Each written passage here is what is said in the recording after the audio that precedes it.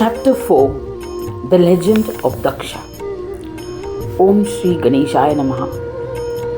Sutta continued the narration of the legend.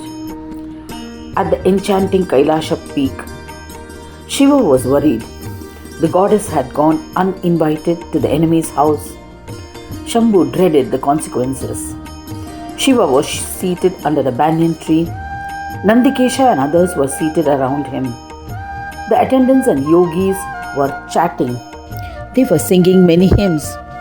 Shambhu sensed many terrifying, inauspicious omens. Everyone was frightened and sensed an ensuing calamity. Just then Narad Muni arrived. Narada bowed to the benevolent Shiva and the yogis stood before him in silence. Eventually, Narada conveyed the bitter news at an opportune moment with heavy heart. Narada said, Sati was truly blessed. She was a unique lady. She burnt herself alive, thus justifying her name. Sati, virtuous woman. When Shiva was censured, she burnt her body to ashes like a blade of grass.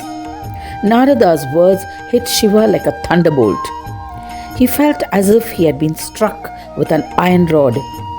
He asked, O Muni, is my beloved gone forever? Narada said nothing. He was afraid of Shambhu's wrath and worried that he might be burnt to ashes by the intensity of fire of Shiva's sorrow and anger. Fearing this, Narada remained silent. Understanding the meaning of his silence, Shiva drowned in an ocean of sorrow. Shambhu lamented, O Parvati, why have you abandoned me? Without you, O Shakti, I have become powerless. You were half my body. Having lost half my body, what remains behind is an incomplete form who only breathes. Now, life is meaningless without you. I shall renounce my body. Shambhu lamented thus. Yogis tried to console him, but his sorrow was inconsolable. He was worried and introspected. Vignakarta, creator of obstacles, may have driven me into this calamity. I had become arrogant because of my divine authority. He may have done this to crush my pride. Unparalleled prowess, Shakti, resided in half my body, in the form of Jagannatha. As I was Ardhanarishwara, we had never been separated. I was always accompanied by Shakti and was a powerful Ishwara. I was trapped in the desire for eternal glory and forgot Vignaraja, Lord of obstacles. With these thoughts, he meditated on the majestic and beautiful form of Ganapa. He sang bhajans with single-pointed mind. The form of Gajanana on which he meditated had an enormous body, Mahakaya, 4 arms, Chaturbhuja, pot belly, Mahodara, and an elephant face, Gajamukha. A shining crown adorned his head, and he wore radiant earrings. He wore a bejeweled necklace. Sesha was tied around his waist, and his anklets jingled. Siddhi and Buddhi accompanied him. The Chintamani jewel adorned his chest. Meditating with a single-pointed mind, Shankara had prepared an idol of him in his heart. Thereafter he extolled the Nirakara, formless Brahma, which had manifested in his heart in the Saguna form as Vignaraja. He extolled Ganesha and sang various hymns of praise. Shiva said, I bow to you, O Vignaraja, King of obstacles. I bow to you, O Vignakarta, Creator of obstacles.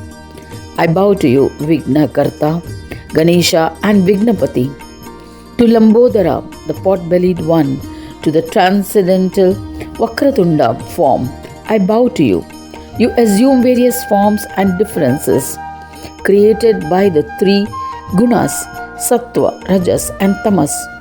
I bow to you. You are the true form of Brahma, as you are endowed with Nirgunatva, absence of qualities. You free devotees from bondages and protect them. I bow to you. You drive the non-devotees into darkness and instill various fears in them. O Hiramba, I bow to you. You are the focus of Vedas, the Eternal One. I bow to you. You possess infinite faces and innumerable arms and legs. To such a one I prostrate. I pray to the one who has innumerable hands, ears and bellies. To Gananayaka I pray, to the one worshipped since timelessness, the form of all. You engage in limitless divine plays, leelas. I bow to you. I bow to the Purna form, absolute, O Madhotkata, Mahatma. O Lord, in the beginning you created Brahma, endowed with Rajas attributes. It was through Brahma that you created the universe. In the middle you created Vishnu, the Atma, contained in all, Sarvatmaka, endowed with Sattva Guna and preserved the universe through him. In the end, you, the primordial one, created the Tamas, Shambhu, and by your own prowess brought about annihilation. This is how Vedas have described you. To such a Ganesha I surrender. O Paramatma, O Ganaraja, you created Gunapala, endowed with Maya. You eternally reside in the abode of Swananda with Siddhi and Buddhi. O Ganesha, I surrender to you, who always resides in the heart of yogis. You are incomprehensible to the Vedas. You cannot be comprehended by the mind. O Vakratunda, I meditate on you in my heart. O Lord Ganapa, my form of Ardhanarishwara has ceased to exist. I have become devoid of Shakti. I have been nearly destroyed by my own deeds. O Lord, O Ganapa, I have lost Devi Shakti, who was endowed with various powers. Hence, O Lord of Lords, I am no longer an Ishvara. I am always Nirguna, without attributes. As Shambhu, I exist in the Saguna form, possessing attributes. Now, what will I do without Shakti? O Ganeshwara, I am unable to move forward without Shakti. Therefore, O Lord, have mercy and grant the strength to perform my karmas. Then Ganadipa manifested before him and compassionately said to Shankara, he said, O Shambhu, look at me. O Maheshwara, why are you mourning? You have my word. You will get Shakti again. There is no doubt about it. You had become arrogant and considered yourself as the only most powerful Deva in this Brahmanda. Hence I had created this unexpected obstacle for you. You have overcome your delusion and have remembered me. You have meditated on me. You also extolled me. So I am pleased with you. There is no doubt about this. Devi Sati will reincarnate as the daughter of Himalaya. O Shiva, knowing her as Parvati, you will wed her. You will worship me with steadfast devotion and will enjoy marital bliss with her. With my grace, you will regain your prowess. O Sadashiva, whenever you remember me, I shall manifest instantly. After granting these boons, Gajanana disappeared. Thereafter, Shankara was pacified and regained his prowess to perform his deeds. Remembering Ganesha in his mind, he struck his hand on his hair locks. From those locks of hair was created a lustrous Purusha named Veerabhadra, whose appearance resembled death. His arms were powerful. He had 3 faces and 3 feet. He was carrying a Trishula, trident in his hand.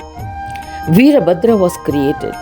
He stood before Shankara, bowed to him with his palms joined in reverence. He said to Shankara, O Mahadeva, command me. I am your servant and am eager to serve you. Listening to his words, Shankara was extremely happy. He said, Go and immediately destroy Daksha and his yajna. Veerabhadra bowed to the holy command and roared in laughter. The 3 worlds shuddered with fear at the sound of his laughter. Veerabhadra quickly created different types of Rudraganas, attendants of Shiva, from his body. They assembled and with Veerabhadra advanced to the yajna. The Tamoguna endowed Nandikesha and other Shivaganas followed.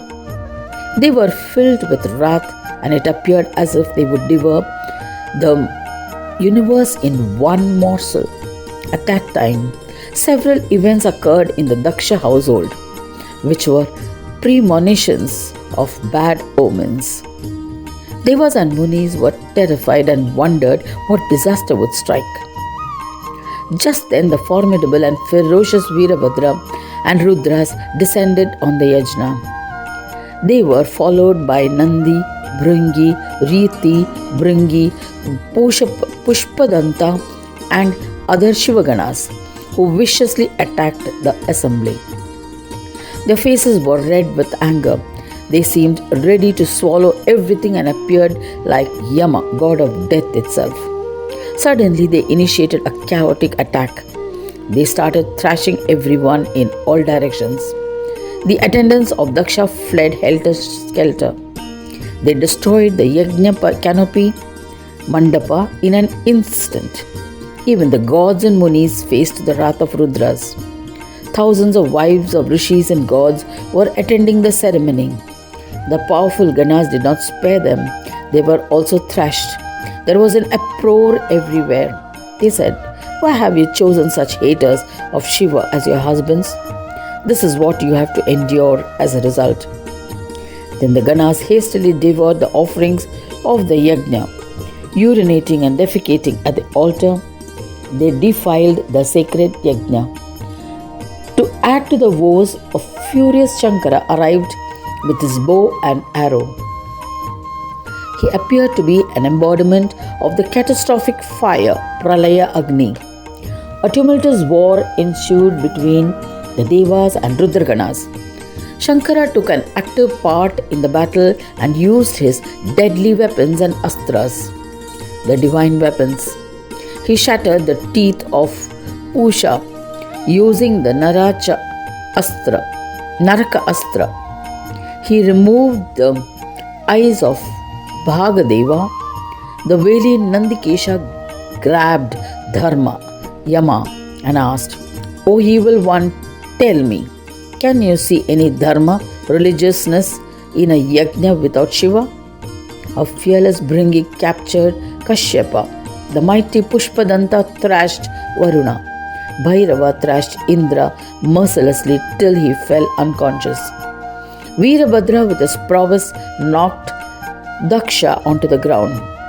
While the yajna was being destroyed, Vishnu, the one who carried a Shankha, conch shell, chakra, wheel, and gada, mace, was fighting fiercely.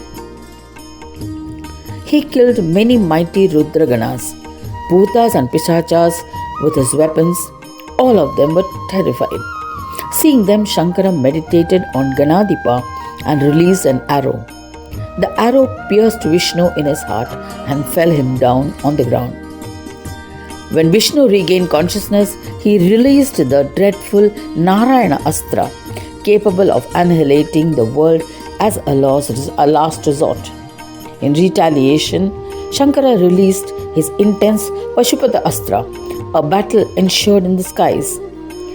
This resulted in a fire which spread all over the earth and across the three worlds, inciting terror. This rendered the three worlds practically dead. Just then, Veerabhadra beheaded Daksha and sacrificed his head in the yajna fire as if it were a sacrificial animal. An overwhelming atmosphere prevailed because of the chaos created by Rudras.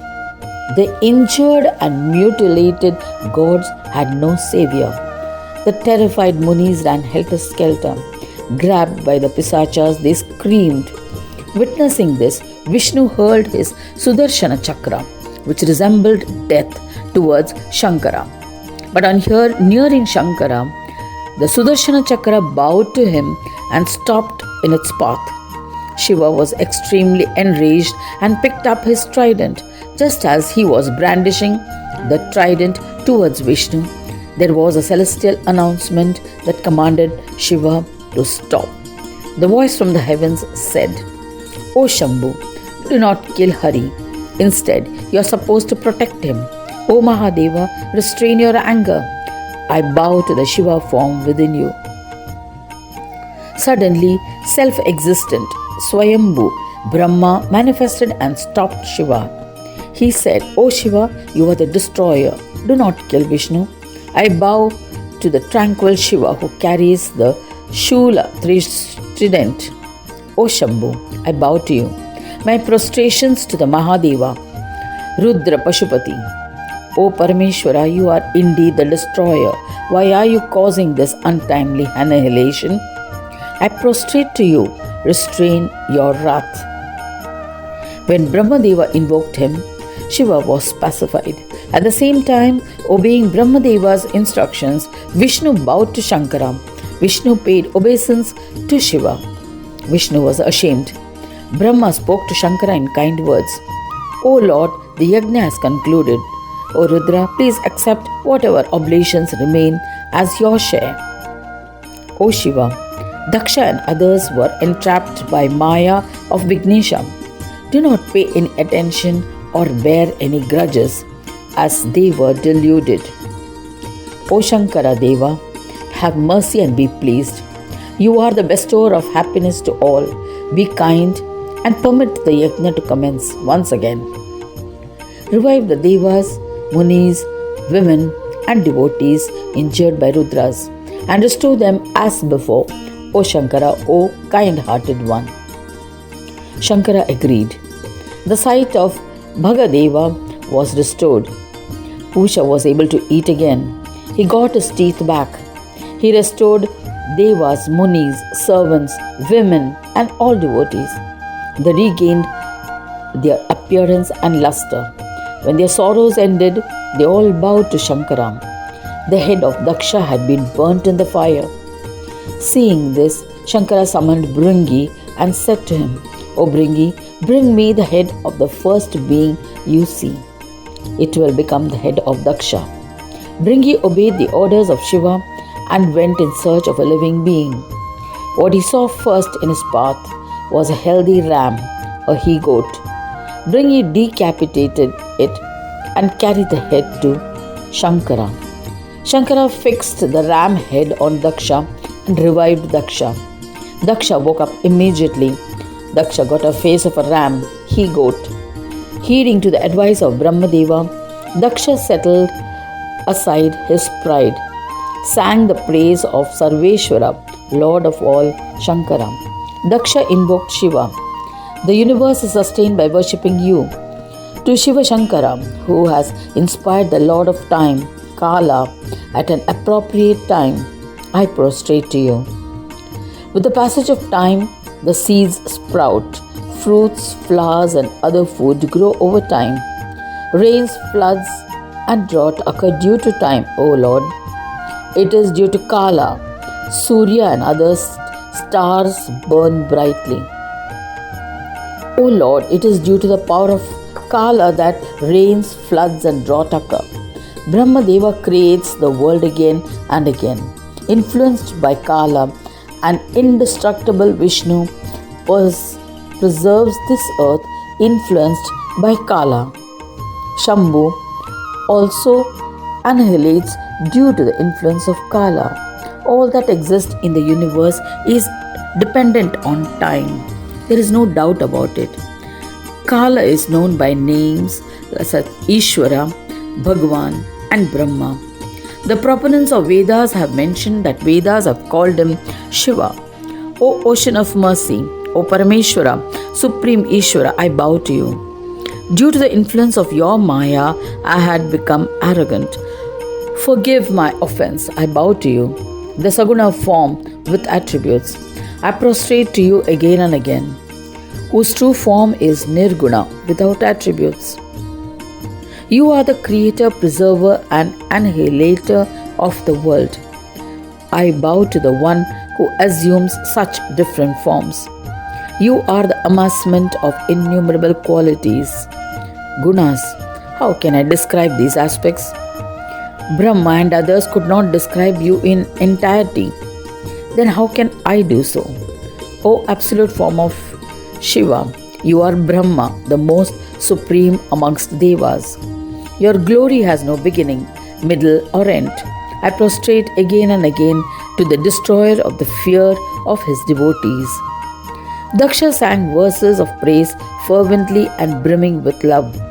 But the words that poured out of his ram mouth, he goat, sounded like the bleating of a goat.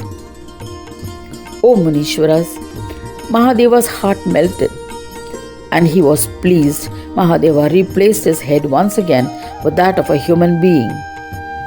Shiva addressed him lovingly.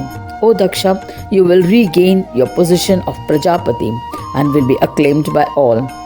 The stotra that you have composed has become clear to me. Anyone who recites this stotra composed by you will be blessed with fulfillment of desires. After enjoying the pleasures of this world, he will ascend to my abode. In the end, he will be beloved to me. The devotees must speak to me at least once in the same manner, bleating, in which you spoke when you had possessed the head of a ram, he-goat. This will please me and I shall fulfill all their desires. Granting these boons to Daksha, Shambhu disappeared. Thereafter, the assemblage returned to their homes happily. Daksha was dejected as Shiva and others had departed and lived at his home.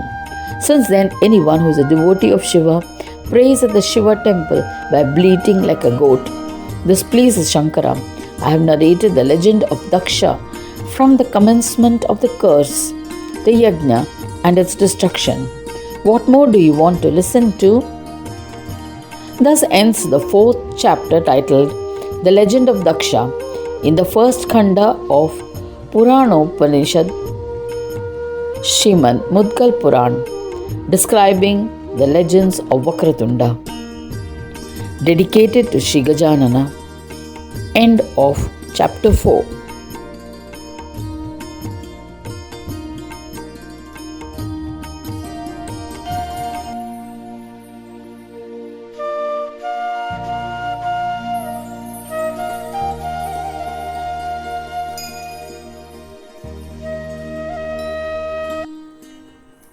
Chapter 5. Parvati asks a question. Om Shri Ganeshaya Namaha. Shaunaka said to Sutta, we have listened to the legend of Daksha and the extraordinary tale of the destruction of the yajna. Please narrate the dialogue between Daksha and Mudgala. Sutta replied, O Shaunaka, listen to the dialogue between Daksha and Mudgala. Listen to it with your antakarana. It will help you ascend to the position of Brahma. Understanding the question posed by Daksha as extremely important, the eminent yogi Mudgala, beloved of Ganapa, replied reverentially, Ganapa is without doubt the mother and father of all. Hence, this king of Devas must be worshipped foremost by all. Vedas have expressed that Ganesha is Jeshta Raja, supreme monarch. This is because of his supremacy which has been acknowledged by all. Devas are his Amsha, part of the divine. Some are his Kala Amsha, part of the divine. His entire form is not seen anywhere in the world. This is the reason that this Bhagavan has been addressed as Vinayaka, one without a leader or Nayaka. Ganadipa is the distinguished leader of all. The one who has no master is Vinayaka, and he is free-willed. He lives in divine bliss, Ananda, and by his own prowess in Swananda Loka. He is worshipped by Brahma, Vishnu, Shiva, and other Devas. Yogis well versed in the Vedas and everyone else for righteousness, dharma, acquisition of wealth, artha, desire, fulfillment. Kama is lust to gratify the urges of the material senses, and liberation. The world is driven with the support of Shiva and other Devatas. They always become arrogant and consider themselves Brahma. Then he, that's Brahma, assumes the form of Maharaja Vignakarta, creator of obstacles, to destroy their pride. enlighten them about truth, and make them grounded by assuming the form of Vignaharta, destroyer of obstacles. When he dismisses them from the positions, Devas, Dvijas, that's Brahmins, and others practice Samadhi and think about who the supporter of this world is. With the five tendencies, vrittis of the Chitta and Yoga union, they realize the truth. Smritis have described the enlightener of the five tendencies of the Chitta by the name Chintamani, comprehending that he is the one described in the Vedas. They surrender to him. At that time, he assumes the role of Vignahara, remover of obstacles, and fulfills all their desires. This is the description in ancient Granthas or scriptures. He is well known as Vignaraja, the center of absolute authority. Therefore, there is no one superior to Ganesha. You are facing obstacles, so you must render the Chintamani Vignahara Vinayak Ganesha. Sutta continued the narration saying that when he heard this from Mudgala Muni, Prajapati Daksha was overjoyed and requested him to narrate the legend which destroys all sins. Daksha asked, "Who is the one who lives in Swananda? How can I comprehend him? O Lord, by following which path can I worship him continuously?" Rishi Mudgala replied, "I will relate an ancient event in this context. I shall recount the dialogue between Shiva and Parvati as it occurred. Once, Maheshwara was relaxing on the highest mountain peak, Mount Kailash. Parvati asked him eagerly and politely, "O Lord, you are worshipped by all devas, nagas, rakshasas, and mankind, and are verily, dear Lord, Swami. There is no doubt about it. You have granted them the positions they hold. You are Sarvadhisha, the Lord of all, since ancient times. You are not subject to Vikara of Maya. Therefore, you have been addressed as Shiva, all-pervading. O Lord, when this is so, who do you meditate upon in the Samadhi state? Please enlighten me, as I have neither heard nor seen anyone superior to you." When asked in this manner, Mahadeva replied with reverence. His reply expounds the essence of Vedas and other scriptures and is the means to ascend to the position of Brahma. Shri Mahadeva said, "O dear one, listen. The one I meditate upon day and night is the most supreme Ganesha, who is in my heart and resides in Swanandavasi. O Devi, he does not possess any differentiation like Sakara or Nirakara states, with and without form. He is not beyond expression by mind and speech, yet he is also beyond the experiences by mind and indescribable by speech. Manovanamiya and Manovani Vihina. She comprehended the meaning of every word uttered by Shiva. Parvati bowed lovingly with wholehearted devotion and said sweetly, "Who is this Ganesha? Why does he live in your heart? Where is his world? Swananda, where he resides? He is neither endowed with form nor formless. Sakara and Nirakara. How do people understand him? Is he Manovani Maya or not? O Mahesha, it is not possible to meditate upon him. Then, O Lord, how do you meditate upon him? I am your servant and consider me as your disciple now. O Mahadeva, teach me to meditate on Ganesha. I shall strive to achieve his realization, Sakshatkara, through sadhana, diligent yoga practices. By your grace, I shall achieve success. I have no doubt about this." Mudgala recounted that as Parvati had asked with reverence and devotion, Mahadeva felt that she is qualified for the path of Ganesha. He said lovingly, What I shall expound now is the deepest enigma of Vedas and Shastras. There is no enigma greater than this.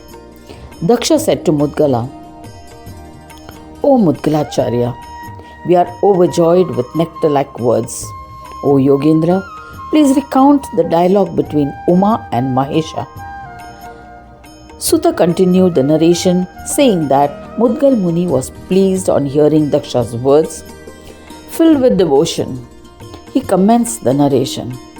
Mudgalacharya said that the illustrious mighty and Ganapatya Shambhu meditated on Ganesha in his heart and explained to Mahadevi Parvati.